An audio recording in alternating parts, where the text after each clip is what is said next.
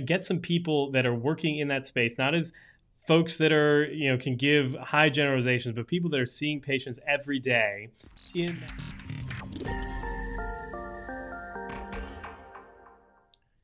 So how do you ensure that your healthcare tech, whether it be a software platform or a device, is accessible and user-friendly? I think the big thing here really revolves around understanding, we talk about it a lot here, but understanding who the end user actually is. That helps you craft your value proposition and all that kind of stuff. But one of the important things it helps you do is figure out what the heck is frustrating to them. What are the specific things that whether it be a workflow or a step in the sequence or whatever it is that's really bothering them that your tool solves, or how your tool fits into their current workflows.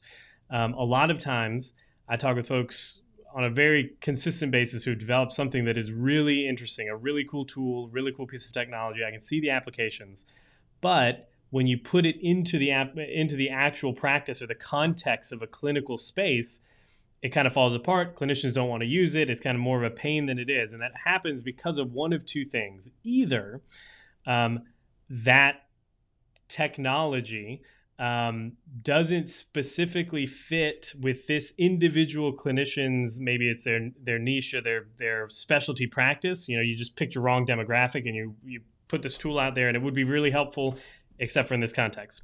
And the other thing is that it hasn't really been beta tested by actual boots on the ground clinicians. I think there's a lot of difference between a clinician who understands kind of the global perspective of, let's say, I'm in the physical therapy market,